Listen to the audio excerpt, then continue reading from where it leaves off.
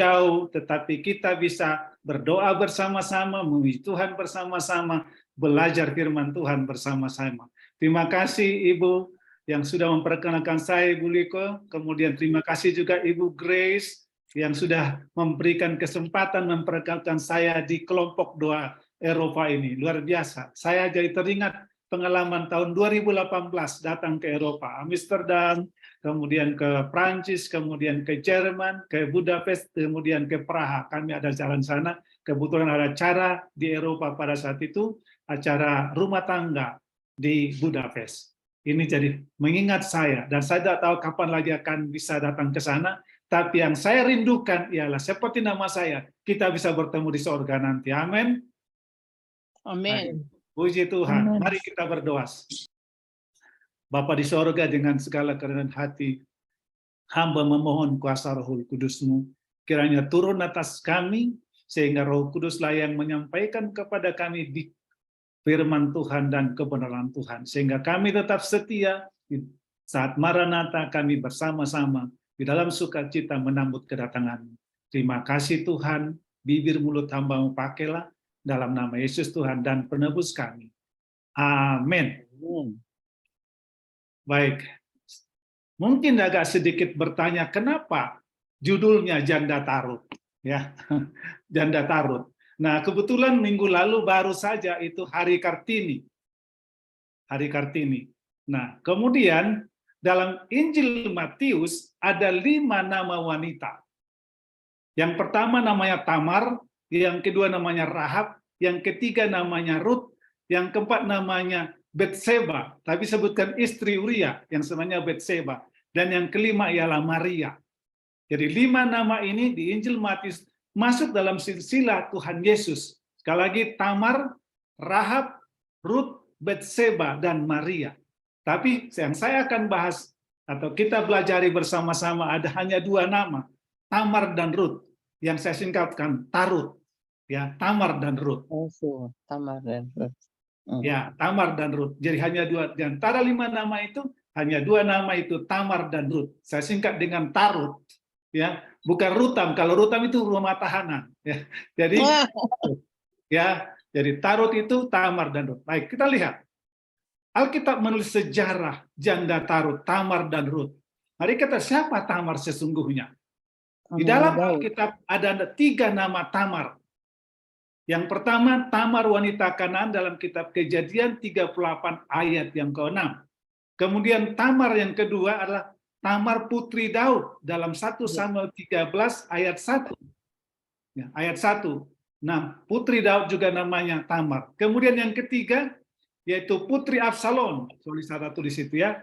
2 Samuel 14 ayat 27. Di sana, jadi ada 3 nama Tamar. Tetapi Tamar yang kita mau pelajari sekarang ini ialah Tamar wanita Kanaan. Oke. Nah, sekali lagi siapa Tamar itu? Tamar itu punya pohon, ya. Oke, selanjutnya Tamar wanita Kanaan menantu daripada Yehuda, ya. Sekali lagi Tamar wanita Kanaan menantu daripada Yehuda. Nah, Yehuda menikah dengan Sua, punya 3 orang anak. Nah, saudara-saudara yang kasih, ada sejarah daripada Yehuda ini. Pada waktu saudara-saudaranya sedang menggembalakan domba, lalu kemudian Yusuf datang, lalu saudara-saudaranya, mari kita bunuh Yusuf. Tapi Yehuda mengatakan jangan bunuh dia, kita jual saja dia. Nah, pada waktu diberitahukan kepada Yakub bahwa mereka berbohong tentang bahwa Yusuf itu dimakan binatang, tetapi Yehuda ini merasa bersalah karena dialah yang mengusulkan supaya Yusuf itu dijual. Jadi kita bisa bayangkan bagaimana Yusuf ini dibuli oleh saudara-saudaranya sehingga dia meninggalkan saudara-saudaranya, dia pergi meninggalkan saudara-saudaranya itu. Itulah sebabnya dia menikah dengan orang wanita Kanaan yang bernama Sua. Sekali lagi, Yehuda ini meninggalkan saudara-saudaranya pergi ke Kanaan, dan dia menikah dengan seorang wanita namanya Sua dan memiliki 3 orang anak. Dan anak yang pertama namanya Er, dan kemudian Er menikah dengan Tamar. Lalu kemudian Er mati. Karena Alkitab katakan dalam Kejadian pasal 38, itu jahat. Sehingga mati. Lalu kemudian, sebagaimana adat orang Yahudi itu, lalu adiknya namanya Onan, menikah dengan Tamar. Tapi Onan juga jahat dan mati. Hukum pernikahan Leviran, hukum pernikahan Leviran itu yang dikenal dengan abang kakak adik itu, kalau abangnya meninggal, tidak punya anak, adiknya bisa menikah lagi dengan istri kakak abangnya itu. Kemudian itu yang dilakukan oleh Yehuda. Jadi mati, digantikan dengan Onan, ada lagi satu lagi, yaitu Shela. Tetapi Yehuda takut, jangan-jangan nanti kalau Shela itu menikah dengan Tamar, mati lagi anakku ini. Lalu kemudian Yehuda mengatakan, kamu pulang saja ke rumahmu dulu, tunggu besar apa? Tunggu besar Shela ini, nanti akan saya kasih kepadamu. Tetapi sebenarnya di balik daripada itu, Yehuda takut jangan-jangan anaknya Shela mati lagi di tangan daripada Tamar. Lalu Tamar pun pergi ke rumah orang tuanya. Apa yang terjadi selanjutnya? Sesudah Shela besar, Tamar menunggu-nunggu kapan, ya? Kapan Shela ini akan menikah dengan saya?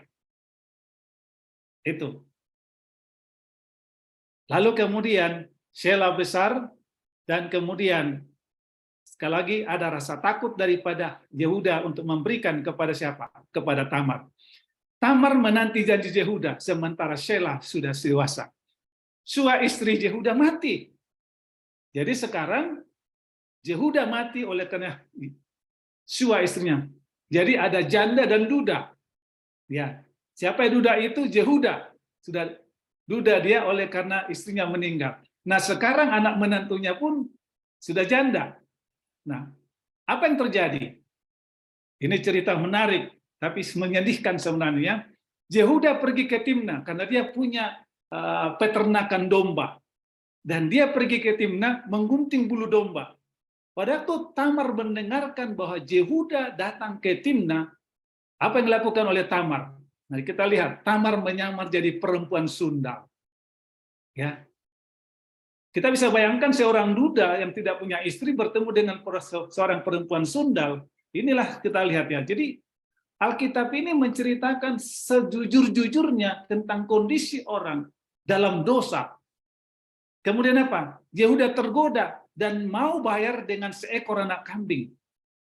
Jadi pada waktu Yehuda ini bertemu dengan Tamar yang menyamar sebagai perempuan sundal, dia menutupi wajahnya.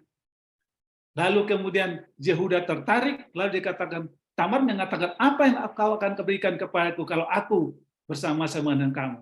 Lalu Yehuda berjanji akan memberikan seekor anak domba, anak kambing. Lalu Tamar mengatakan, mana anak? Tidak ada anak kambingnya itu kan di sana. Lalu kemudian Tamar mengatakan, kalau begitu, kasihlah apa? Kasihlah tongkatmu, ya, kasihlah metraimu, kalungmu, dan tongkatmu. Jadi ada 3 dikasih oleh Yehuda kepada siapa? Kepada Tamar. Lalu singkat ceritanya, mereka pun, ya, Yehuda tergoda dengan yang Tamar yang menyamar sebagai seorang pelacur atau seorang sundal. Oke, Tamar 3 bulan kemudian mengandung atau hamil. 3 bulan hamil. Yehuda berkata bahwa perempuan itu supaya dibakar. Saya bayangkan bagaimana seorang laki-laki yang pernah bergaul dengan seorang perempuan dan melakukan hubungan, lalu kemudian dia dengar bahwa itu adalah siapa? Tamar. Dia katakan supaya dibakar. Tapi Tamar tidak berdiam diri. Apa dikatakan Tamar? Dari laki-laki yang punya barang inilah aku mengandung. Dan bisa bayangkan bagaimana Yehuda malu pada saat itu. Karena yang ditunjukkannya itu adalah apa? Yang ditunjukkannya barang-barang daripada Yehuda. Dia malu. Kemudian apa yang terjadi selanjutnya? Kita bisa bayangkan, Yehuda mengatakan, sudahlah, akhirnya tidak jadi Tamar dibakar, karena betul-betul dia yang melakukan itu, sehingga Tamar hamil. Yang luar biasanya, Tamar mengandung dan melahirkan 2 orang anak. Pertamanya Feres, yang kedua namanya Zerah. Itulah pengalaman daripada Tamar bersama dengan Yehuda. Oke, kalau kita lihat silsilah selanjutnya, Yehuda, Peres, Hezron, Ram, Aminadab, Nahason, Salmon, Boas, Obed, dan Isai, dan Daud.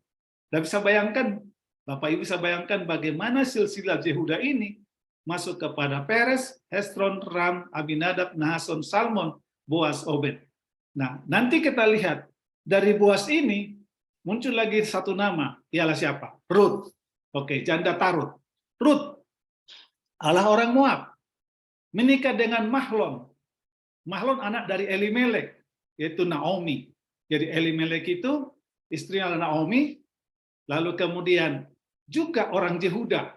Ya, Naomi harus pergi ke Moab oleh karena kelaparan. Elimelek, keluarga Elimelek pergi ke Moab karena kelaparan. 10 tahun di Moab, Elimelek, Mahlon, Kilion pun mati. Tidak bisa bayangkan bagaimana mereka pergi merantau ke Moab, tapi kemudian Naomi bersama dengan suaminya dan 2 anaknya pun mati, dan jadilah 3 janda. Naomi, Orpa, dan Rut jadi janda. Ya. Tapi pengalaman mereka luar biasa. Pengalaman daripada Naomi, Orpa, dan Rut. Kita lihat, Naomi mau pulang ke Bethlehem karena sudah selesai masa kelaparan itu. Dia katakan kepada 2 menantunya, yaitu Orpa dan juga Rut, pulanglah ke rumah orang tuamu. Bayangkan sampai 4 kali Naomi mengatakan kepada 2 menantu mereka pulang. Tetapi apa yang terjadi? Orpa pun pulang. Sesudah Orpa pulang, kembali ke rumah orang tuanya, Rut, maksud saya Naomi, kembali berkata kepada Rut untuk kelima kalinya, kakakmu sudah pulang atau iparmu sudah pulang, pergilah mengikuti dari sana. Apa jawaban daripada Rut? Ini kata-kata yang luar biasa. Inilah jawaban daripada Rut.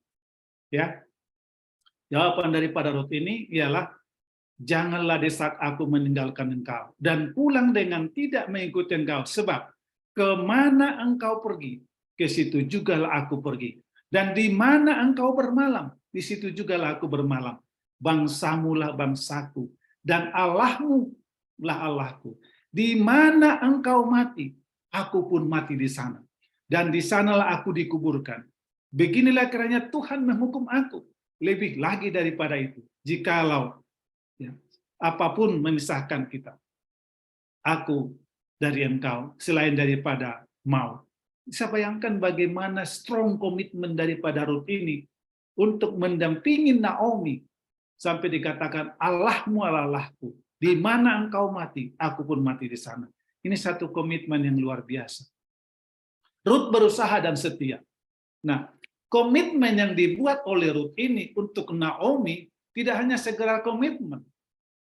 Bagaimana janda, 2 janda, mereka kembali ke tempat asal daripada Naomi. Apa yang dilakukan oleh Rut? Nah, kita lihat, Rut berkata kepada Naomi, biarkanlah aku pergi ya ke ladang memungut bulir-bulir jelai di belakang orang yang murah hati kepadaku. Dan sahut Naomi kepadanya, pergilah anakku. Luar biasa. Seorang Rut yang mau memperjuangkan, mempertahankan hubungannya dengan mertuanya. Dan mertuanya mengatakan, Naomi mengatakan, pergilah anakku. Di tempat itu dia bertemu dengan Boas. Ya. Dan Rut menceritakan siapa dia. Itulah sebabnya Boas berpesan kepada hamba-hambanya, berilah ia makan dan minum, dan tinggalkanlah jelai untuk dipungut oleh Rut kepada pengerja-pengerjanya untuk menjaga Rut tersebut. Lalu selanjutnya, pesan Naomi kepada Rut. Apa pesan Naomi kepada Rut? Saya bisa bayangkan apa kata-kata Naomi ini kepada Rut. Anakku, apakah tidak ada baiknya jika aku mencari tempat perlindungan bagimu, supaya engkau bahagia? Artinya, Naomi ini melihat bahwa Rut ini seorang yang sangat membutuhkan seorang penolong baginya, atau seorang pendamping hidupnya lagi. Dia tidak mengizinkan Rut ini menderita bersama dengan dia. Lalu apa yang disuruh oleh Naomi kepada Rut? Naomi katakan, mandilah dan beruraplah, pakailah pakaian bagusmu, dan pergilah ke tempat pengirikan. Saya tidak bisa bayangkan bagaimana Naomi ini menyuruh Rut untuk pergi malam-malam ke tempat Boas. Dan apa dikatakan? Tirulah di sana, singkapkan selimut daripada kakinya Boas, dan berbaringlah di sana. Rut disuruh pergi ke tempatnya Boas untuk berbaring di sebelah kakinya. Lalu kemudian Boas terbangun pada malam itu, dia tanya, siapa engkau? Kata Rut. Luar biasa ini. Rut melakukan itu oleh karena penurutannya kepada siapa? Kepada mertuanya. Tengah malam Boas terbangun, bertanya, siapakah engkau? Aku Rut hambamu. Kembangkanlah kiranya sayapmu, melindungi hambamu ini. Sebab engkaulah seorang kaum yang wajib menebus kami. Jawaban Boas apa? Sebagai laki-laki, seorang laki-laki yang betul-betul laki-laki yang bertanggung jawab. Ini luar biasa. Boas mengatakan apa? Setiap orang dalam kota kami tahu bahwa engkau seorang perempuan baik-baik. Aku akan menebus engkau demi Tuhan yang hidup. Inilah janji daripada Boas di malam hari itu. Dia tidak menuduh Rut seorang wanita yang macam-macam. Tapi inilah janji daripada Boas kepada Rut. Boas jujur dan bertanggung jawab. Mengaku masih ada yang lebih berhak. Dia sampaikan secara terbuka dan mengundang tua-tua kota. Yang lebih berhak mengatakan, engkau sajalah yang menebus. Ya. Jadi orang yang berhak itu mengatakan, engkau sajalah yang menebusnya. Di depan para tua-tua sebagai saksi. Boas berkata, kamulah pada hari ini menjadi saksi. Ya. Itu milik Elimelek dan segala milik Leon dan Mahlon. Beli dari tangan Naomi. Juga Rut, perempuan Moab itu, istri Mahlon. Aku peroleh menjadi istri. Ya. Inilah tanggung jawab daripada Boas. Dihadapkan kepada tua-tua, lalu orang harusnya bertanggung jawab untuk menebus, tapi tidak mau menebus, lalu Boas mengatakan, demi Allah, kalau demikian, saya yang menebusnya. Dan dia katakan, segala milik daripada Elimelek jadi milikku sekarang, termasuklah istri daripada Leon. Oke, Boas diberkati. Dan seluruh orang banyak yang hadir di pintu gerbang. Dan para tua-tua berkata, kamilah menjadi saksi. Ya, engkau menjadi makmur. Biarlah engkau jadi makmur di Efrata dan biarlah namamu termasyhur di Bethlehem. Lalu Boas mengambil Rut dan perempuan itu menjadi istrinya. Saudara yang kasih dalam Tuhan. Boas diberkati Tuhan, Naomi diberkati Tuhan. Dan inilah kata-kata daripada perempuan-perempuan orang kepada perempuan-perempuan kepada Naomi. Terpujilah Tuhan yang telah rela menolong engkau pada hari ini dengan seorang penebus. Termasyhurlah kiranya namamu, nama anak itu di Israel. Dan dia yang akan menyegarkan jiwamu dan memelihara engkau pada waktu rambutmu telah putih. Sebab menantumu yang mengasihi engkau telah melahirkannya. Perempuan yang lebih berharga bagimu dari 7 anak laki-laki. Rut itu lebih berharga daripada 7 orang anak laki-laki. Luar biasa. Mengapa? Saudaraku, ini satu hal kata-kata yang luar biasa. Kenapa sekali lagi? Karena Rut itu anaknya laki-laki sudah mati. Tetapi anak menantunya Rut itu seorang yang bertanggung jawab. Bertanggung jawab kepada mertuanya sendiri. Nah, dari saudara yang kasih dalam Tuhan, pelajaran yang saya bisa ambil dan sampaikan kepada kita ialah, baik Tamar, baik Rut, dialah orang yang setia. Orang yang berusaha. Apa usaha daripada Tamar? Dia percaya kepada janji daripada yaitu Yehuda. Dia berusaha. Walaupun caranya mungkin tidak benar. Tetapi itulah cara. Karena dia bukan orang Israel. Orang kafir, tapi itu salah dia. Lalu kemudian menurut, ya, menurut. Keempat ini yang saya mau pesankan kepada kita. Marilah kita setia, marilah kita terus berusaha, marilah kita terus menurut, marilah kita tetap pegang janji Tuhan. Karena Tuhan yang berjanji tidak akan pernah meninggal. Manusia bisa mengingkari janji seperti Yehuda, tetapi Tuhan tidak pernah mengingkari janji. Kiranya Tuhan memberkati akan kelompok doa yang ada di Eropa. Tetap setia, tetap berusaha, tetap menurut, tetap pegang janji Tuhan. Sehingga umat-umat Tuhan di seluruh dunia ini akan melihat kesetiaan, usaha, penurutan, dan janji yang dipegang oleh para pendoa yang diberkati Tuhan. Jadi berkat bagi orang lain, kemuliaan bagi nama Tuhan, karena Tuhan akan ditinggikan. Dan Tuhan membalas semua kebaikan daripada para pendoa yang setia, yang berusaha, yang menurut, dan yang pegang janji Tuhan. Salam dalam kasih Kristus. Kepada semua pendoa, tetaplah di dalam kasih-Nya. Tuhan memberkati. Shalom. Dalam nama Yesus. Amin. Amin. Amin.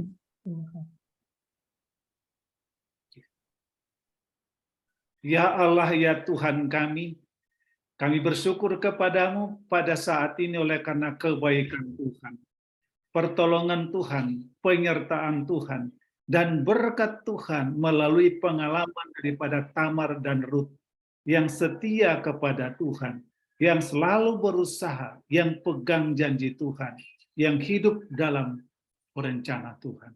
Terima kasih Tuhan. Sebagaimana doa daripada nyanyian yang kami nyanyikan, kami membutuhkan saling mendoakan. Para pendoa yang ada di Eropa, umat-umatmu yang setia selalu berdoa kepada Tuhan. Tuhan, kedangkan tanganmu dari sorga, mencurahkan berkat kepada anak-anakmu, hamba-hambamu. Tangan Tuhan yang dikedangkan mencurahkan berkat jasmani, berkat rohani, berkat sukacita, dan berkat damai sejahtera, sehingga membuat mereka bersukacita, setia, memuji, memuliakan nama Tuhan, dan berbahagia menantikan kedatanganmu di hari Maranatha. Karena Tuhan yang setia selalu memberkati dan menyertai. Karena Tuhan juga berjanji, aku akan menyertai engkau. Oleh sebab itu Tuhan, setiap doa yang disampaikan, di mana orang-orang lain membutuhkan doa kami, oleh karena cinta kasih yang hidup di hati kami, biarlah kami terus berdoa dan terus berdoa. Karena itulah napas rohani kami yang kami sampaikan kepada Tuhan. Terima kasih Tuhan, hamba berdoa memohon, tiliklah satu persatu anak-anakmu, hamba-hambamu, para pendoa yang ada di Eropa, bahkan yang ada juga di Amerika ini. Tuhan memberkati, Tuhan melindungi, Tuhan memberikan yang terbaik senantiasa dalam kehidupan umat-umatmu, anak-anakmu, dan hamba-hambamu ini. Terima kasih Tuhan, karena doa ini sudah sampai kepada Tuhan. Dan kiranya damai sejahtera dan kasih dari Allah Bapa, Yesus Kristus, serta Roh Kudus menyertai kita dari sekarang. Dimeteraikanlah nama kami dalam kitab kehidupan itu, sehingga tidak ada yang dapat menghapus bila mana kami sudah dituliskan dalam kitab kehidupan itu. Dan nama kami pun akan dipanggil bila mana Tuhan datang. Doa kami ini kami persembahkan dengan sungguh-sungguh ke hadapan Tuhan, karena Engkau Allah akan mengabulkannya. Dan kami akan menyampaikan doa bersama-sama yang diajarkan oleh Tuhan Yesus. Kita bersama-sama. Bapa kami yang di surga, dikuduskanlah namamu, datanglah kerajaanmu, jadilah kehendakmu di bumi seperti di sorga. Berikanlah kami pada hari ini makanan kami yang secukupnya, dan ampunilah kami akan kesalahan kami, seperti kami juga mengampuni orang yang bersalah kepada kami. Dan janganlah membawa kami kepada pencobaan, tetapi lepaskanlah kami daripada yang jahat. Karena Engkaulah yang punya kerajaan dan kuasa dan kemuliaan sampai selama-lamanya. Di dalam nama Yesus. Amin. Amin.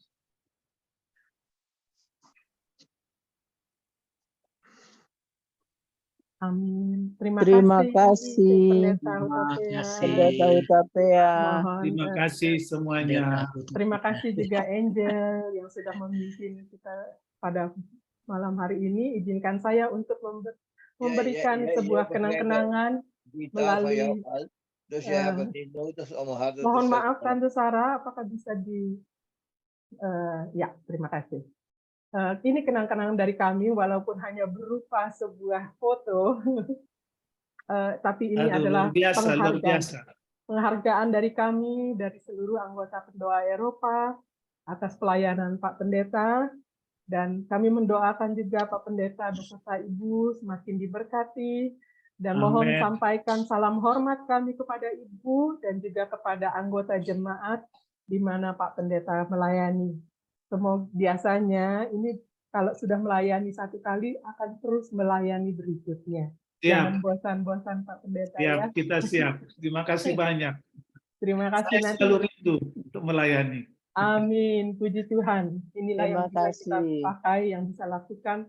Selagi nafas masih ada, inilah kami melayani sesama. Terima kasih Pak Pendeta. Tuhan memberkati. Nanti saya akan berikan ini melalui Tante Grace atau Tante Kori. Tuhan memberkati. Ya, saudara-saudara sekalian, silakan saling bersilaturahmi dengan Pak Pendeta. Mungkin ada yang ingin bertukar cerita dan sebagainya. Tuhan memberkati kita semua. Pak Pendeta, firmannya tadi rasanya masih